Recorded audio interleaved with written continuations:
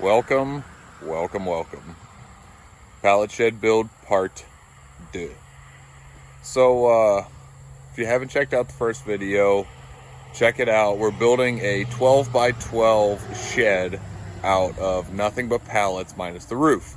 The roof is all new lumber because of the fact it's a pretty important piece. So, and honestly, I'm not smart enough to figure out how to do a strong roof with pallets. So, I can do it with 2x4s. But, in this video, we're going to be building the trusses, trying to cover the whole outside of the building and more or less wrap this thing up. So, enough chit chat. Let's get to building some trusses. Okay. Building trusses, step 1. Get lots of lumber. And then, so what we're going to do is we're going to do a 4-pitch. So for those of you that don't know, a 4-pitch means that for every 12 inches of span in one direction from center, and every 12 inches of span from center, the roof is actually going to raise 4 inches. So what we've got here is going to be 12 foot wide, so it's going to be a 2-foot pitch. The roof is going to be 2 feet higher than the actual ceiling. But we've got a 4x8 panel here, so I know that's 48 inches wide, so that's going to make this 8 inches in rise because we've got 24 and 8. So I marked that out with a chalk line. We're going to cut it out, and that's going to be our top, I guess, ridge cap. I don't know what the technical term is for it. Again, not a carpenter, but that's what we're going to call it. So that's going to connect our two vertical pieces of 2x at the peak. So let's get that cut out, and then we'll make a whole bunch of others. Forgot to film the first one. I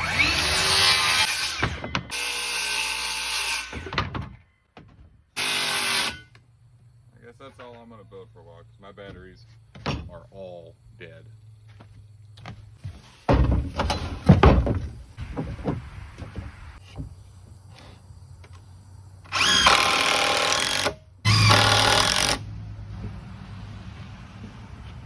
So the one thing I'm doing here that you can see is I cut my one board at the pitch, and then I built this backer. It's going to act more or less as a jig for all my other boards. So now I can go up, and I'll move this camera around to show you.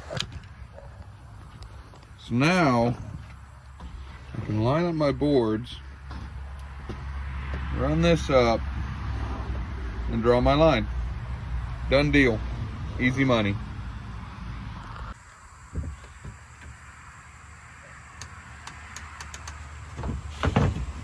No battery.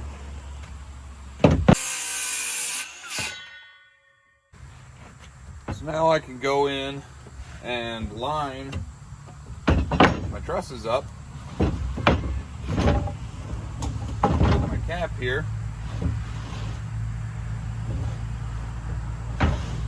Screw them together, call it good. In case anybody ever asks, building trusses suck.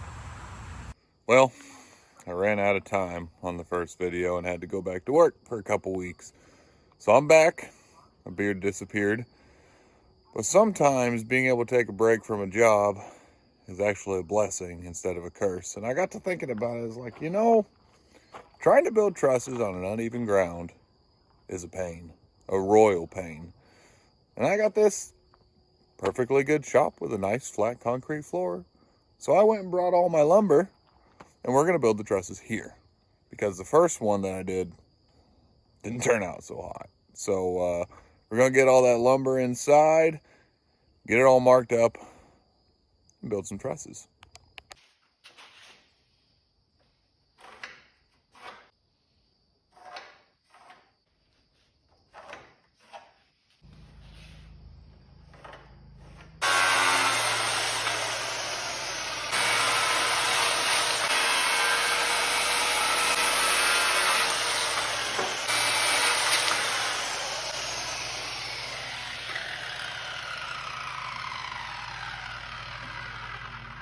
I just realized I squint every time I cut. Maybe I should wear some safety glasses. So before I get too crazy with my cutting, figured I'd go ahead and lay out the first truss on the ground. That looks quite right. What I did here, you really can't see it much, but I broke out some of the Fabrication tools. And with a 412 pitch, you're gonna have roughly 18.5 degrees from your center line, your vertical leg on each side of the roof. So should be 36 degrees total. What I do is I take this, match it up, now look at it.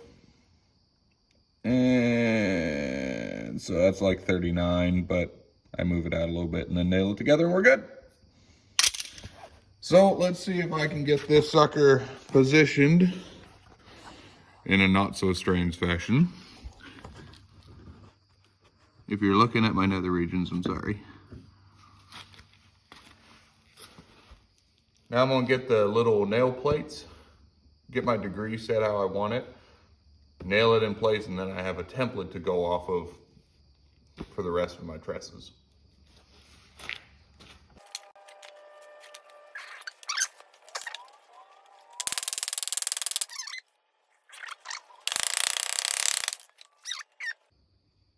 We are at 38 degrees, so it's a little off, but it's close enough. And yes, for any of you ask, that whole top cover, ridge cap, whatever that I was trying to cut, did not work. So I just bought the nail plates. It's easier. I need to quit overcomplicating things. They're like $1 a piece. So let's get our other trusses cut. I'll get my angles marked for my 12-footer, cut those, and then get our horizontal, nail it in, then we have our final truss to build off of. So what happened to teamwork? You guys are supposed to tell me when my camera angle was off. Remember that next time, okay? Now I gotta do some crazy whirly bird math and figure out what my opposite angle is supposed to be. So, I don't know what that is right now. Ooh-wee. Did y'all see that smoke rolling from my ears? Way overcomplicated that. So I got the angle figured out. Let's go back down to the truss and I'll explain it.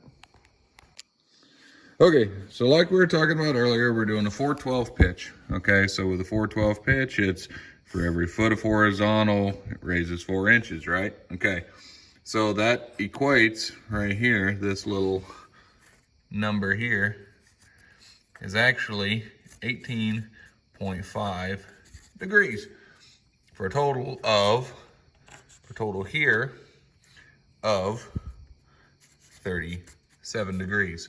Okay, so when you cut your angles like there, you go down here, you want to figure out what this is, you just go half your angle. So it's 180 degrees minus 18.5, and that's how you get your angle here. So I don't know why I made that so complicated, but I did. So sue me.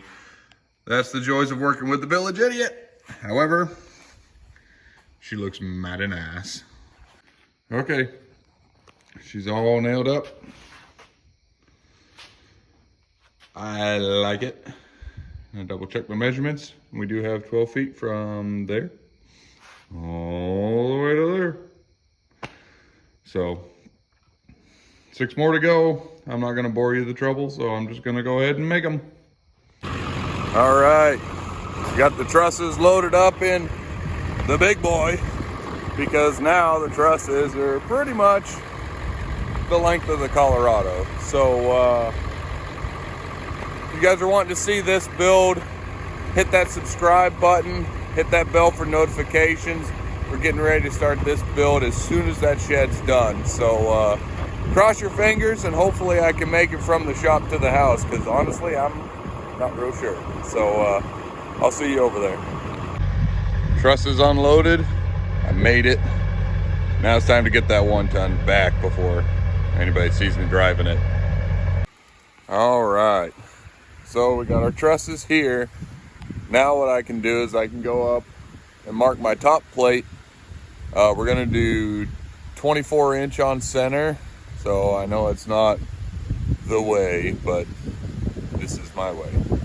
So we're gonna mark it 24-inch on center, get our little hurricane ties put up there, start setting trusses.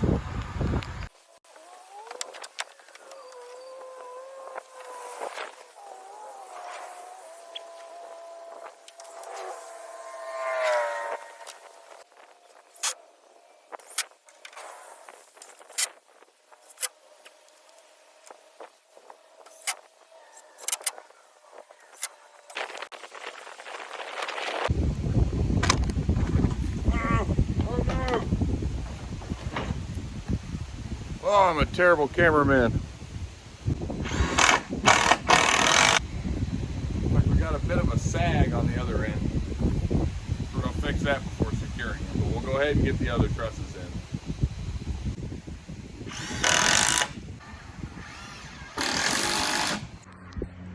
Okay. Next thing I'm gonna do, you see I got my inner or my two outside trusses on.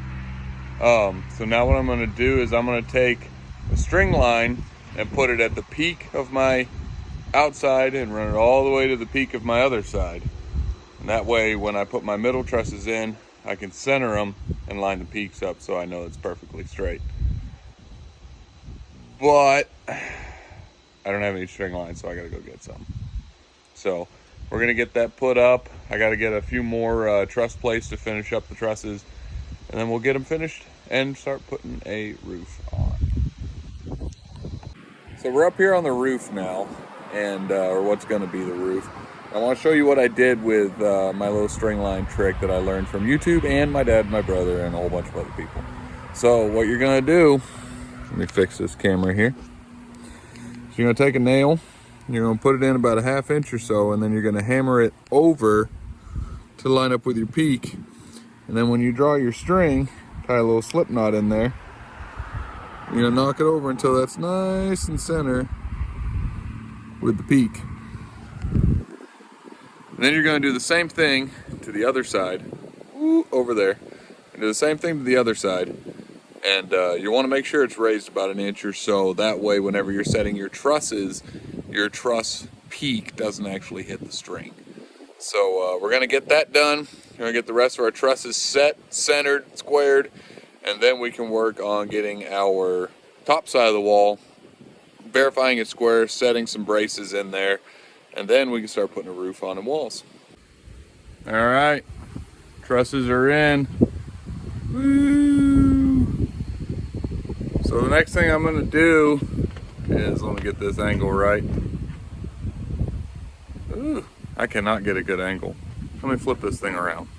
Okay, up here in the truss. So the next thing I'm gonna do is I'm gonna set a 2x4 on the inside here across all the trusses to make sure that my top truss, the top side of the truss, stays square. So I got my 2x here. I've got it marked 24-inch on center all the way down so that I can run it flush with my outside board here and then secure it all the way down.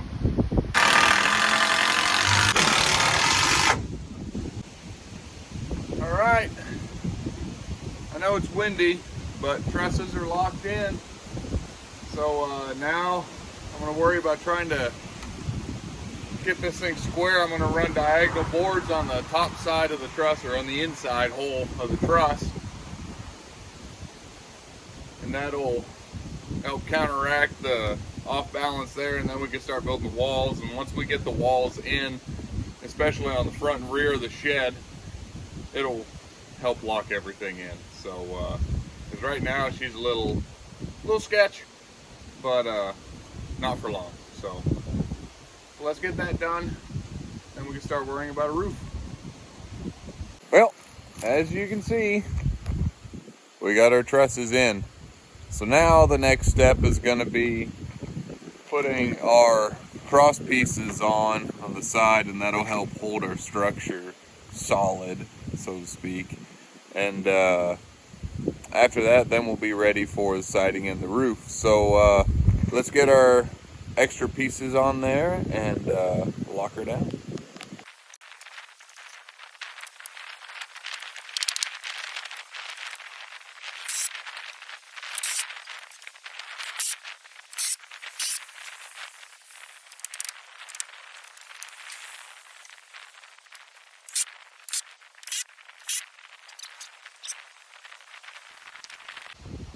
Going up.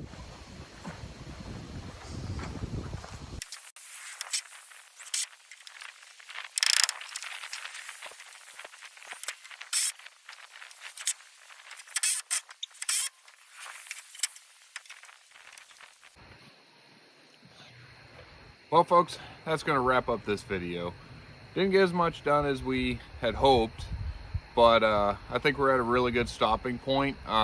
Just to recap, we got the trusses done. We did some bracing on the side.